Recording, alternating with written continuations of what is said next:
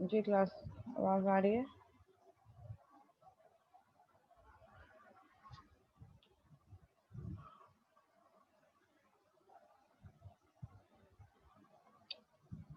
Last वाली meeting जो अभी मैंने एंड की है वो उसकी रिकॉर्डिंग तो हो रही है। फर्स्ट वाली जो हमारी मीटिंग की थी जो 40 मिनट्स की थी उसकी जो है वो रिकॉर्डिंग नहीं आ रही है मेरे पास। और डोंट नो, मुझे याद पड़ता है रिकॉर्डिंग हो रही थी।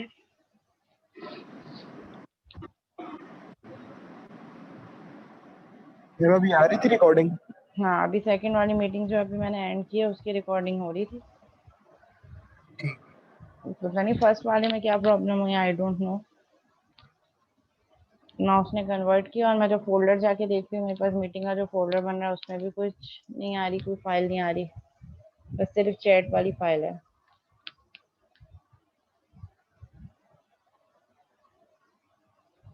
एनीहाउ कंटिन्यू करते हैं। So we have discussed method overloading। इससे पहले हमने लास्ट क्लास में कंस्ट्रक्टर ओवरलोडिंग भी देखी थी, अब हमने मेथड ओवरलोडिंग भी देखी।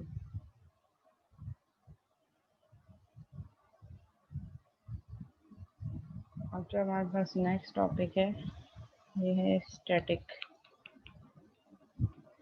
Static members in a class.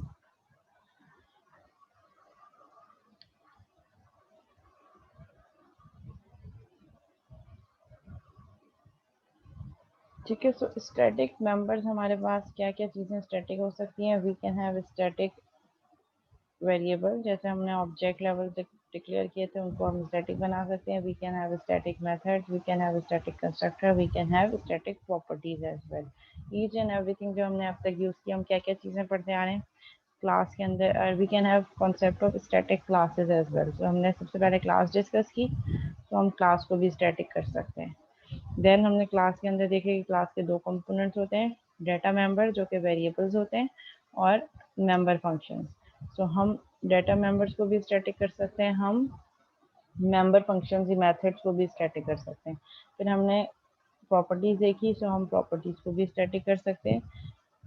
फिर हमने कंस्ट्रक्टर्स पढ़े, हम कंस्ट्रक्टर को भी स्टैटिक कर सकते हैं। अब हर चीज़ को स्टैटिक क्यों करते हैं और क्या क्या रीज़न हो सकता है और उसका क्या इफेक्ट पड़ेगा वो हम आज के इस जो है वो मीटिंग में डिस्कस करेंगे।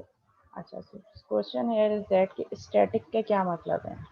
स्टैटिक का मतलब ये कि अभी तक जो चीज़ हम देखते आ रहे हैं, जैसे मैंने पर्सन की क्लास बनाई, उसके अंदर जो एट्रीब्यूट थे नेम, CNIC और हाइट, ठीक है, ये क्या थे, ये सारे ऑब्जेक्ट लेवल थे। ऑब्जेक्ट लेवल का क्या मतलब है, पहले क्लास का ऑब्जेक्ट बन रहा था और फिर उसके बाद ही मैं उन सबको एक्सेस कर पा रही थी।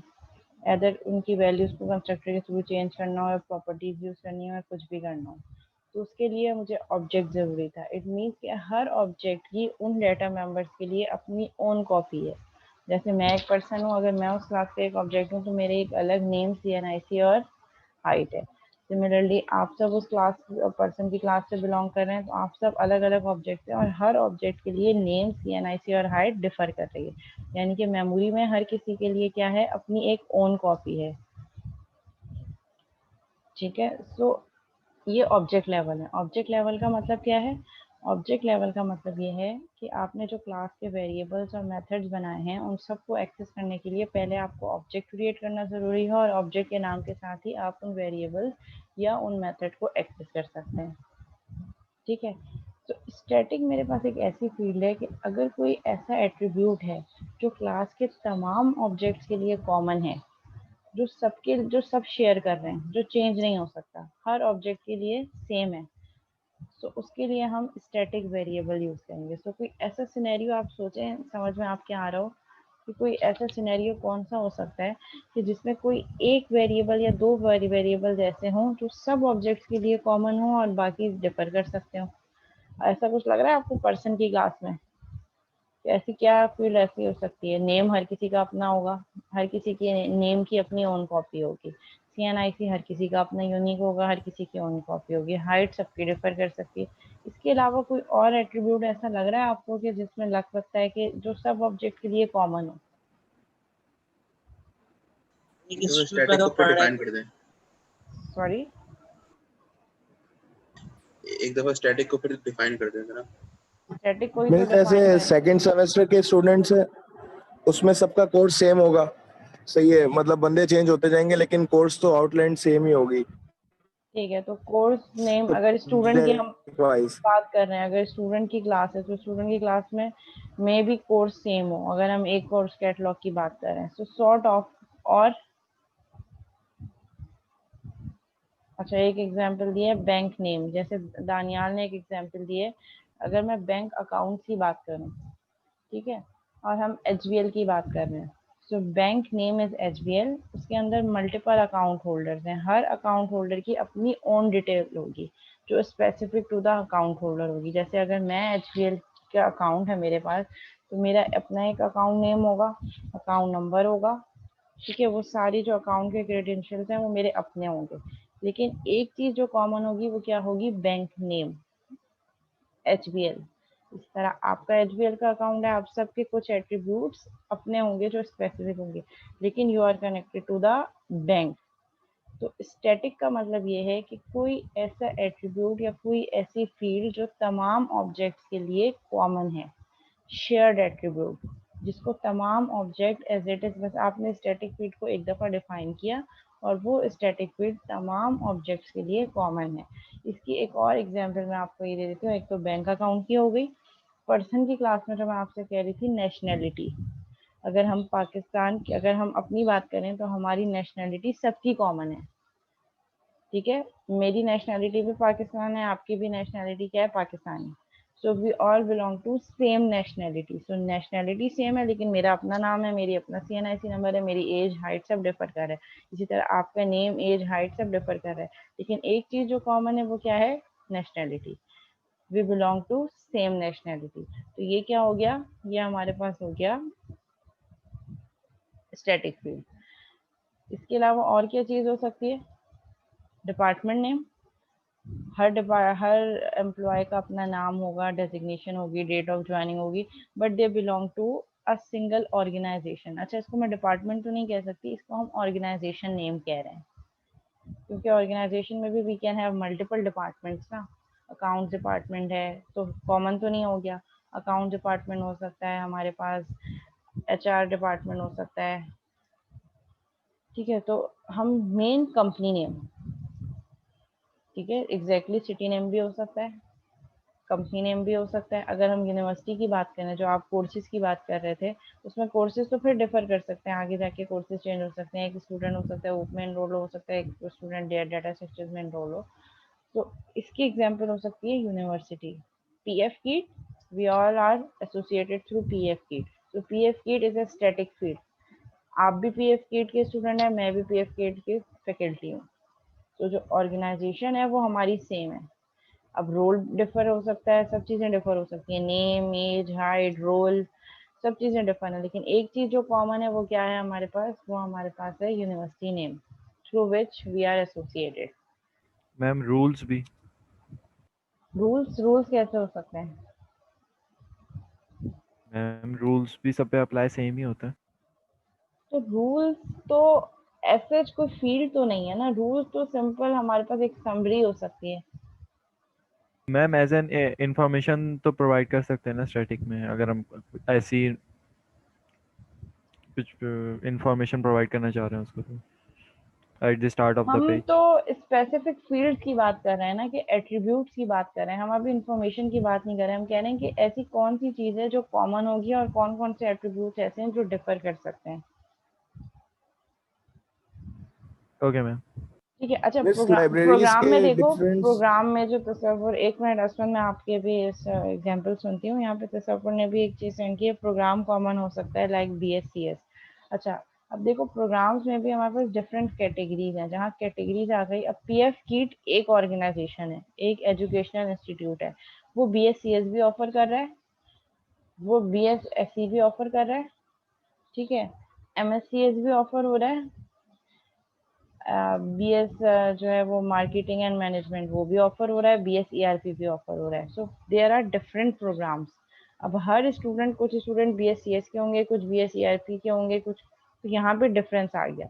लेकिन जो इससे टॉप लेयर है university PF kit, it is common for all. PF kit के तमाम स्टूडेंट्स का डिग्री प्रोग्राम बीएससीएस होना ज़रूरी नहीं है, कुछ बीएसईआरपी के भी होंगे, कुछ बीएससीएस के भी होंगे। तो अगेन यहाँ पे हर ऑब्जेक्ट की अपनी ऑन कॉपी हो सकती है, लेकिन मेन चीज़ है यूनिवर्सिटी नेम कि they all are associated through PF kit, so PF kit can be static. अब उसके लिए डिग्री प्रोग्राम भी स्टूडेंट, और फिर ये भी हो सकता है कि एक स्टूडेंट 1-2 सेमेस्टर के बाद अपना डिग्री प्रोग्राम चेंज भी कर लेता है, तो फिर हम डिग्री प्रोग्राम को जो है वो सेम नहीं रखेंगे। अच्छा, प्राइस कैसे स्टैटिक हो सकती है जमशेद?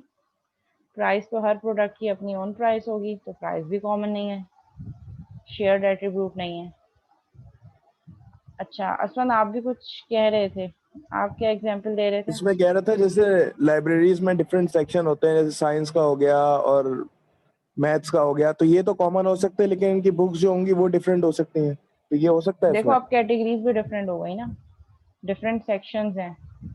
सो अगर हम डिफरेंट बुक्स की बात करें तो हर बुक जो है, मतलब हम ऑब्जेक्ट की बात करें तो वहाँ लाइब्रेरी में ऑब्जेक्ट क्या है? बुक। ठीक है, सो हर ऑब्जेक्ट की डिफरेंट कैटेगरीज हो गई। कुछ बुक्स जो है वो साइंस की कैटेगरी से बिलोंग कर रही हैं, कुछ बुक्स जो हैं वो हमारे पास टेक्नोलॉजी के सेक्शन से बिलोंग कर रही हैं। इट मीन्स कि हमारा ऑब्जेक्ट जो है वो एक कॉमन प्रॉपर्टी शेयर नहीं करता। हाँ, लाइब्रेरी का नाम कैन बी कॉमन, कि वो जिस लाइब्रेरी के अंडर आ रही हैं वो लाइब्रेरी का नाम शुड बी कॉमन। कि अगर एक बुक टेक्नोलॉजी की है वो भी उसी लाइब्रेरी के अंदर है, और अगर एक बुक साइंस से रिलेटेड है वो भी उस लाइब्रेरी के अंदर है, तो यहाँ पे कॉमन एट्रीब्यूट लाइब्रेरी नेम हो सकता है। लाइब्रेरी होल्डर के नेम कहाँ कॉमन हो सकते हैं ओवेस? जरूरी है कि सबका मिस नाम जो एक बड़ा लाइब्रेरी में होगा ओवेस होगा, या जरूरी है कि सबके नाम कॉमन का मतलब एक ही वैल्यू सबकी हो? तो होल्डर नेम सेम कैसे हो सकता है?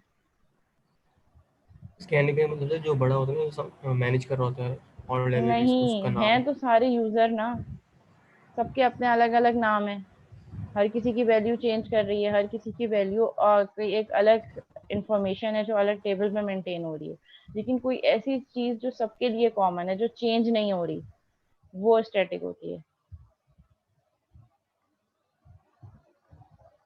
ठीक है मिस। अगेन हॉस्पिटल का नाम, अब उस हॉस्पिटल के अंदर मल्टीपल डिपार्टमेंट्स हैं।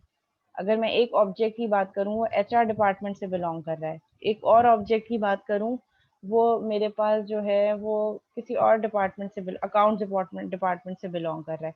तो दोनों ऑब्जेक्ट हैं, हर ऑब्जेक्ट का नाम भी होगा, एज भी होगी, डेट ऑफ ज्वाइनिंग भी होगी, डेजिग्नेशन भी होगी, और डिपार्टमेंट नेम भी डिफरेंट कर रहा है, एक एचआर से एक अकाउंट से।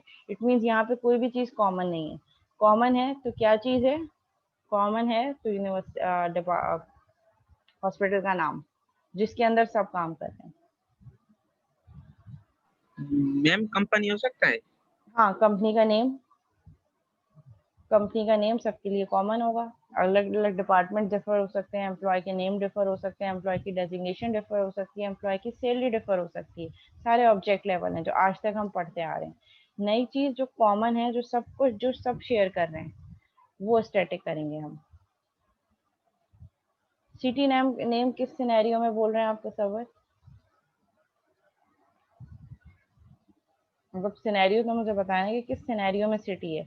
अगर हम पर्सन की बात कर रहे हैं तो वहाँ पे तो city name should not be static. हो सकता है अगर हम पाकिस्तान के सिटीजन का डाटा रिकॉर्ड कर रहे हैं तो वहाँ पे अगर हम पर्सन की क्लास लें तो city name should not be static, क्योंकि हो सकता है एक स्टूडेंट जो है वो, एक पर्सन जो है वो लाहौर से बिलोंग कर रहा हो, एक कराची से बिलोंग कर रहा हो, तो यहाँ पे इंफॉर्मेशन शेयर नहीं है, अब चेंज हो गई।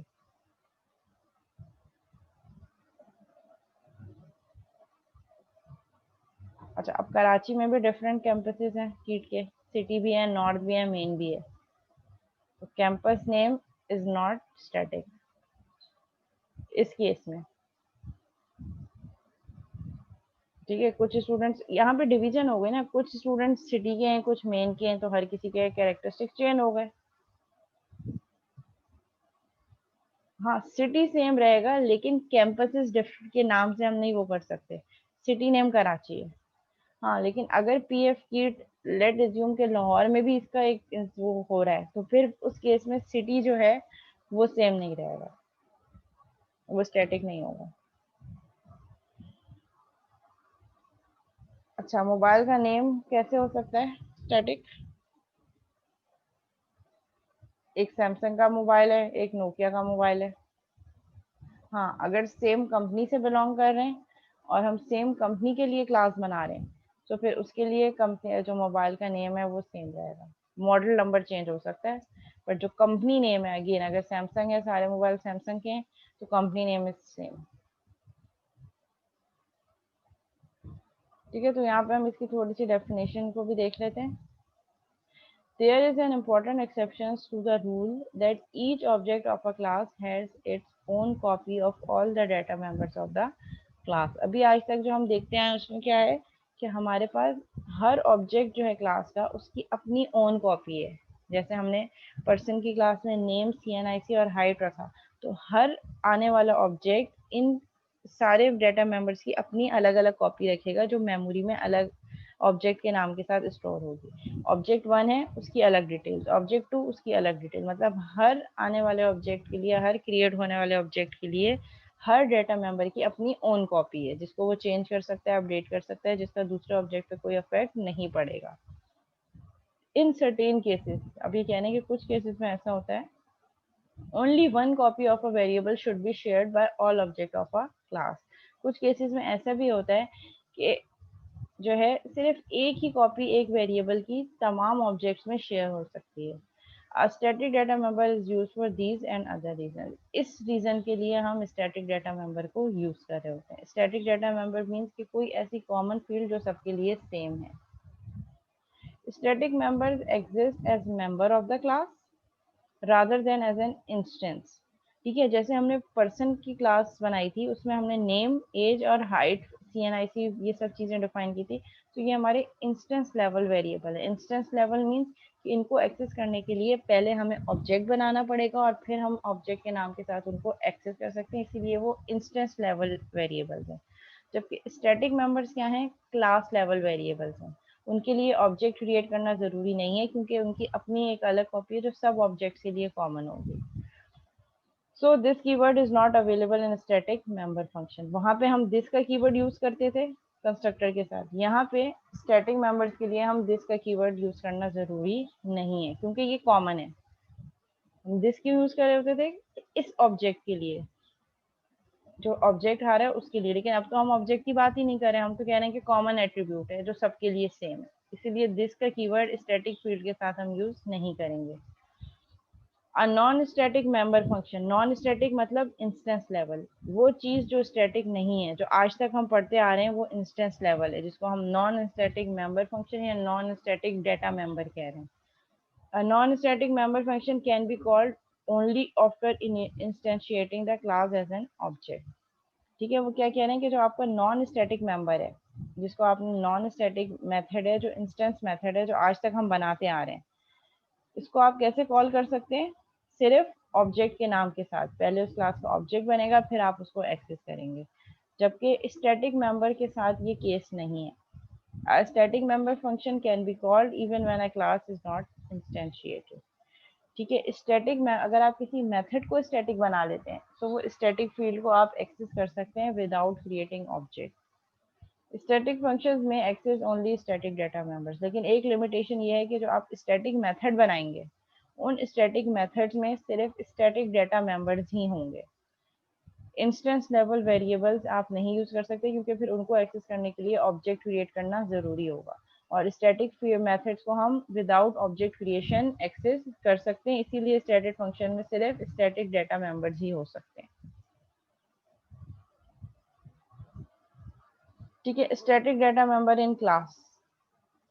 ठीक है, let's suppose I have a class account, public decimal balance, public static decimal, interest rate charge. अच्छा, यहाँ पे इन्होंने क्या किया है कि हर जो अकाउंट है उस पर कितना इंटरेस्ट चार्ज हो रहा है वो कॉमन होगा, वो हर आने वाले अकाउंट के लिए होगा, इसलिए इस फील्ड को हमने क्या कर दिया? स्टैटिक कर दिया।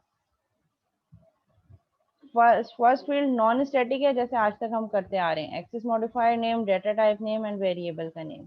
जिस चीज को स्टैटिक बनाएंगे आप डेटा टाइप से पहले उसमें स्टैटिक का कीवर्ड यूज करेंगे एक्सप्लिसिटली। ठीक है, अब फिर क्या किया हमने? अब ये हमने एक ऑब्जेक्ट बनाया, account, Rob account is equal to new account, Rob's account dot balance is equal to 100, account dot interest rate charges 10। अब आप यहाँ पे एक चीज नोट करेंगे कि ये जो बैलेंस है, ये वाली फील्ड है, इसको एक्सेस करने के लिए जो हमने ऑब्जेक्ट बनाया है, इस ऑब्जेक्ट के साथ हम एक्सेस कर रहे हैं। जबकि इंटरेस्ट रेट चेंज वाली फील्ड को, जिसको हमने स्टैटिक रखा है, उसको हम क्लास के नाम के साथ एक्सेस कर रहे हैं। यानी कि इसके लिए हमें ऑब्जेक्ट को क्रिएट करने की जरूरत नहीं है। ठीक है, इसकी एक और प्रैक्टिकल एग्जांपल में मैं आपको करके दिखा देती हूँ।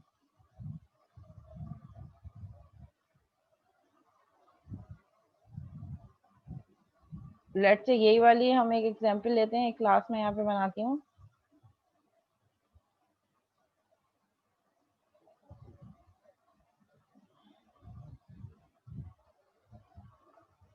ठीक है, मैंने यहाँ पे एक क्लास बनाई।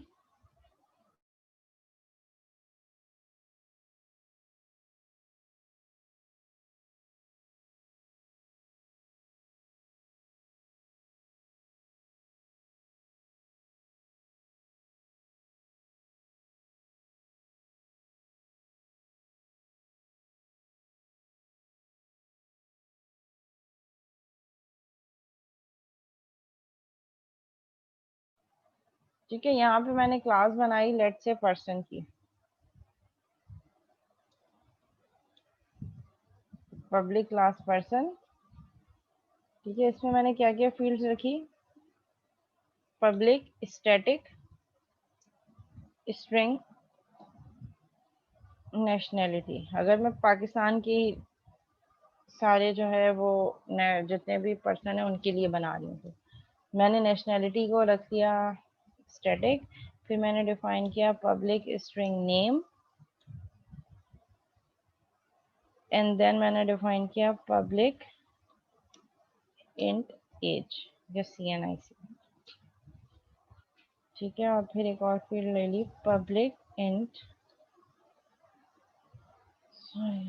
Float height. ठीक है, ये मैंने क्या किया, ये मैंने एक क्लास बना ली पर्सन की, जिसमें मैंने नेशनैलिटी को स्टैटिक रखा, बाकी सारे मेरे इंस्टेंस फील्ड्स हैं। मैं इसको यहाँ पे कमेंट भी कर देती हूँ। ठीक है,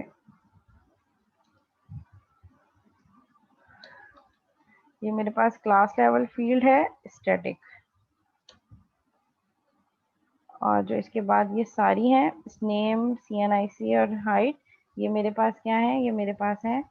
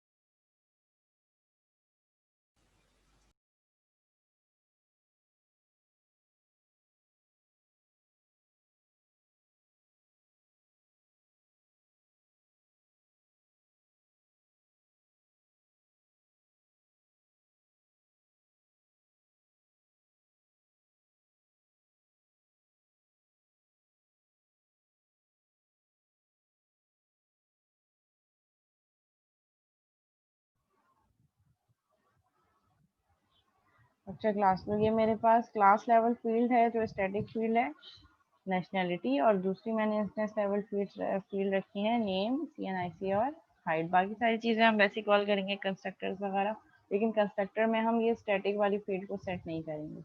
लेट्स से यहाँ पे मैंने, ठीक है, और यहाँ पे मैंने एक नॉन स्टैटिक मेथड बना दिया, यानी कि इंस्टेंस लेवल। एक नॉन स्टैटिक मेथड है मेरे पास,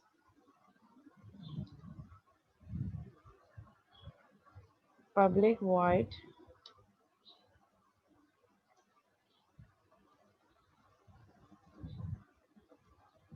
प्रिंट ऑल, और इसमें हम ये सारी चीज़ें प्रिंट करवा देंगे।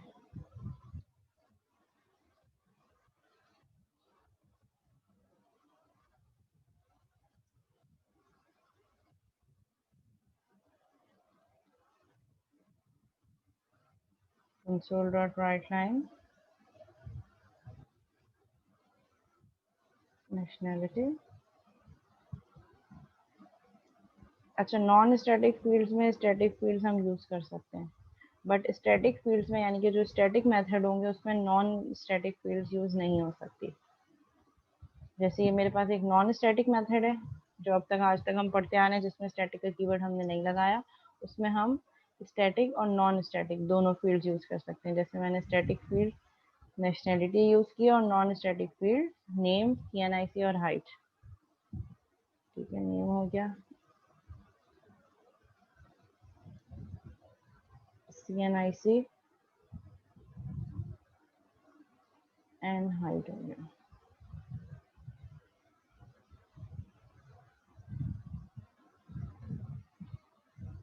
ठीक है, ये मेरे पास एक नॉन स्टैटिक मेथड हो गया, मींस इंस्टेंस लेवल। इसको एक्सेस करने के लिए मुझे ऑब्जेक्ट बनाना ज़रूरी है, और फिर हम यहाँ पे एक नॉन स्टैटिक मेथड भी बना लेते हैं, sorry static method. Static method, ठीक है, इसको हम कर देते हैं पब्लिक स्टैटिक void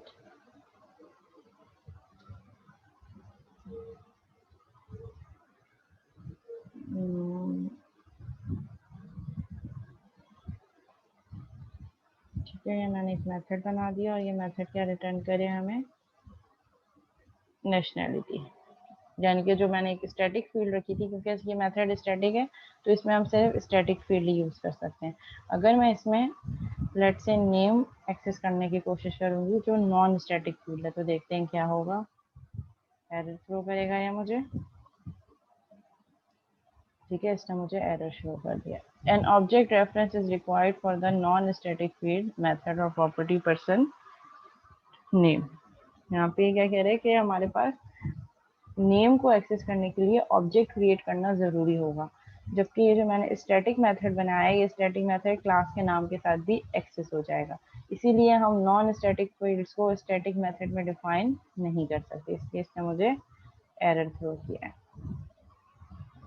ठीक है, तो मैंने अपनी क्लास में क्या किया, एक स्टैटिक फील्ड यूज़ की जिसको मैंने नेशनैलिटी रखा, और फिर उसके बाद मैंने इंस्टेंस लेवल फील्ड यानी कि जो ऑब्जेक्ट लेवल है नेम, CNIC एंड हाइट वो डिक्लेयर किया। फिर मैंने एक स्टैटिक मेथड डिक्लेयर किया पब्लिक स्टैटिक वॉइड कंट्री, जिसमें मैंने नेशनैलिटी को प्रिंट करवा दिया। और फिर मैंने एक नॉन स्टैटिक मेथड यहाँ पे डिफाइन किया पब्लिक वॉइड प्रिंट ऑल, जिसमें मैं नेशनैलिटी, नेम, CNIC, हाइट सब प्रिंट करवा रही हूँ। एक चीज़ माइंड में रखनी है जो मैं यहाँ पे दोबारा रिपीट कर दूँ, कि स्टैटिक मेथड में हम सिर्फ स्टैटिक फील्ड्स ही यूज़ करेंगे, नॉन स्टैटिक फील्ड यूज़ नहीं कर सकते। और नॉन स्टैटिक मेथड में we can use static and non static fields both, जैसे मैंने यहाँ पे यूज़ किया। अब मैं क्या करूँगी, आउटसाइड द क्लास, क्लास मेरी पर्सन की है, पर्सन की क्लास के बाहर ऑब्जेक्ट बनाने से भी पहले मैं क्या करूँगी, क्लास का नेम यूज़ करूँगी पर्सन डॉट। तो इसमें ये मुझे सिर्फ क्या दो चीज़ें दिखा रहा है, एक तो वो नेशनैलिटी जो मेरे पास मेथड था, जो मेरे पास स्टैटिक फील्ड थी नेशनैलिटी, और एक मेरे पास स्टैटिक मेथड कंट्री का। ठीक है, मैंने कहा person dot nationality is equal to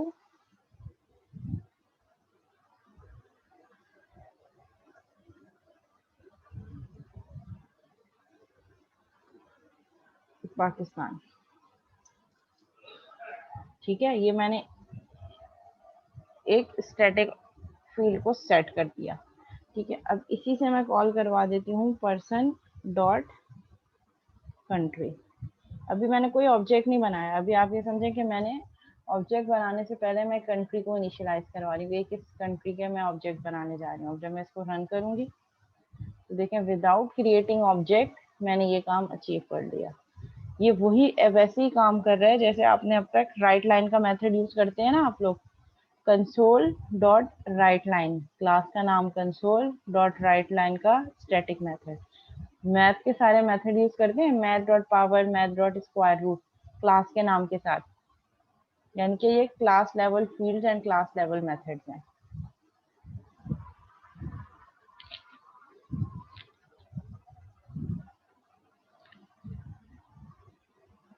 ji class यहाँ तक क्लियर है?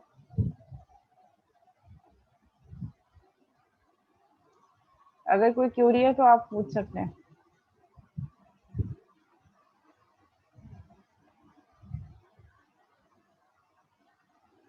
अच्छा, एक क्वेश्चन से कुछ क्यूरीज थी, मैं अभी चैट में देख रही हूँ।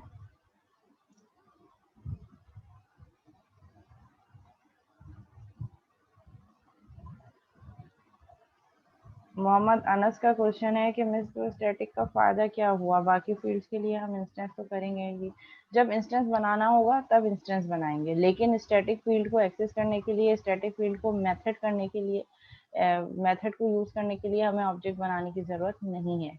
जैसे यहाँ पे अभी तक मैंने ऑब्जेक्ट नहीं बनाया। अब जब मैं ऑब्जेक्ट बनाऊंगी वो ऑब्जेक्ट इसी सेम नेशनैलिटी को फॉलो करेंगे। मतलब इस नेशनैलिटी वाले एट्रीब्यूट को मुझे बार बार हर ऑब्जेक्ट के लिए चेंज करने की ज़रूरत नहीं है। मैंने पर्सन डॉट कंट्री बना दिया। अब मैं एक ऑब्जेक्ट बना रही हूँ person P1 is equal to new person. ठीक है, मैंने P1 को एक ऑब्जेक्ट बना दिया और इसमें मैं क्या सेट कर सकती हूँ P1 डॉट। अच्छा देखें, P1 के लिए नेशनैलिटी नहीं आ रही क्योंकि नेशनैलिटी स्टैटिक है, ये सिर्फ क्लास के नाम के साथ एक्सेस हो सकती है। ऑब्जेक्ट के नाम के साथ मैं नेशनैलिटी को एक्सेस नहीं कर सकती। तो यहाँ पे मैं क्या क्या सेट कर सकती हूँ P1 डॉट नेम के, लेट से मैंने नेम यहाँ पे कर दिया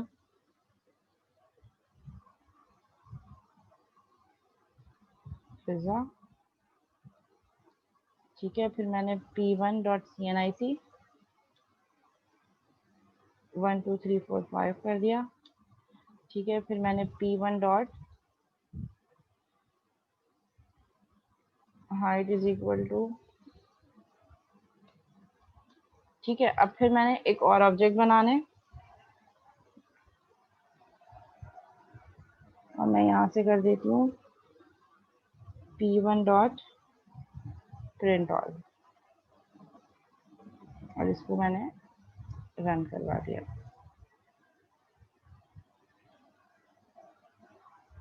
ठीक है, इसने क्या किया, नेशनैलिटी मुझे जो प्रिंट ऑल वाले मेथड थी उसके थ्रू नेशनैलिटी भी प्रिंट कर दी और सारी डिटेल्स भी। लेट से अब मैं एक और ऑब्जेक्ट बना रही हूँ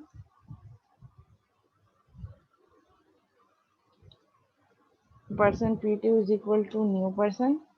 अब हर आने वाला ऑब्जेक्ट सेम नेशनैलिटी का जो मैंने वैल्यू रखी है पाकिस्तान, उसी से बिलोंग कर रहा है जब तक अनटिल एंड अनलेस मैं उसको चेंज नहीं कर देती।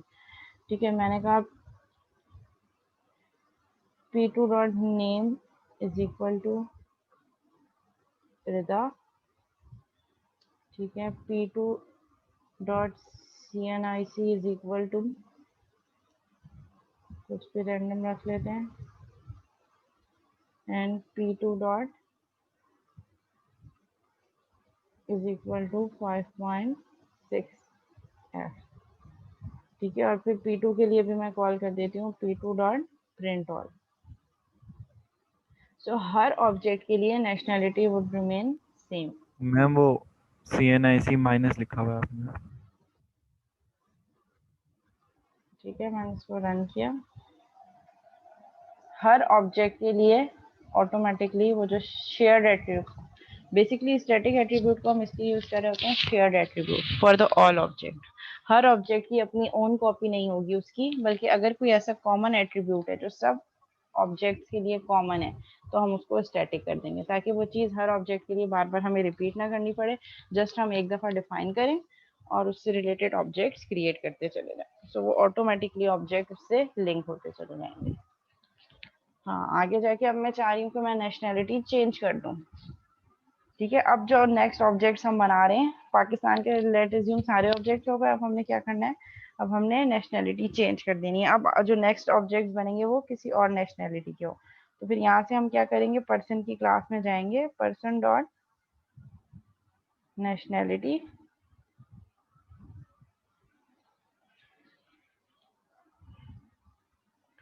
इज इक्वल टू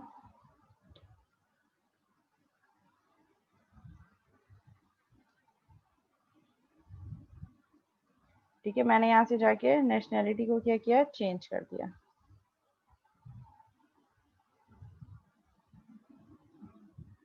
अब मेरे पास नेशनैलिटी क्या हो गई, चाइना। अब इस चाइना के लिए फिर मैं नेक्स्ट ऑब्जेक्ट बना रही हूँ, person p3 is equal to new person, p3 dot name is equal to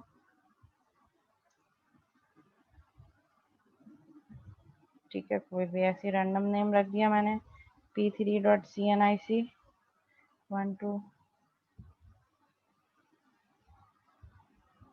कुछ भी रैंडम रख लिया, and p3 dot height is equal to, कम होती है ना चाइनीज की हाइट, चलो इस तरीके से मैंने कर दिया। और फिर इसको मैं कह रही हूँ p3 डॉट प्रिंट ऑल। अब जितने भी मेरे पास अब मैं ऑब्जेक्ट बनाऊंगी वो सब फिर अब चाइनीज नेशनैलिटी से बिलोंग कर रहे होंगे। ठीक है, अब मेरे पास देखें नेशनैलिटी चाइना हो गई। फिर मैंने एक और ऑब्जेक्ट बनाया,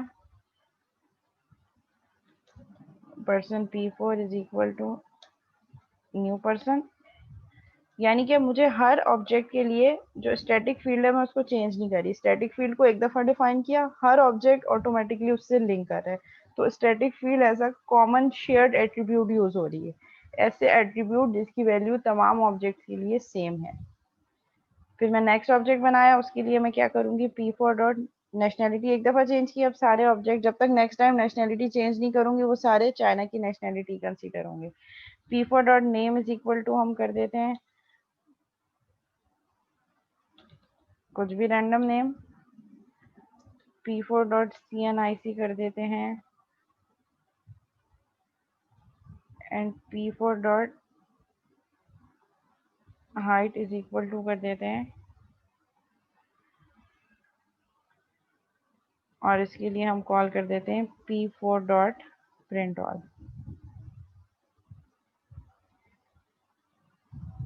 तो ये हमारे पास एज अ शेयर्ड एट्रीब्यूट काम कर रहा है स्टैटिक फील्ड।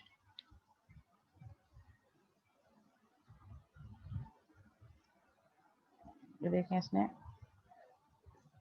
कंट्री नेम वही चाइना रखा जो स्टैटिक है। अच्छा, मैं अटेंडेंस कॉल कर रही हूँ, आप काइंडली अब जिसका नेम कॉल करूँ वो चैट पे अपनी अटेंडेंस सेंड कर दे, स्टूडेंट आईडी।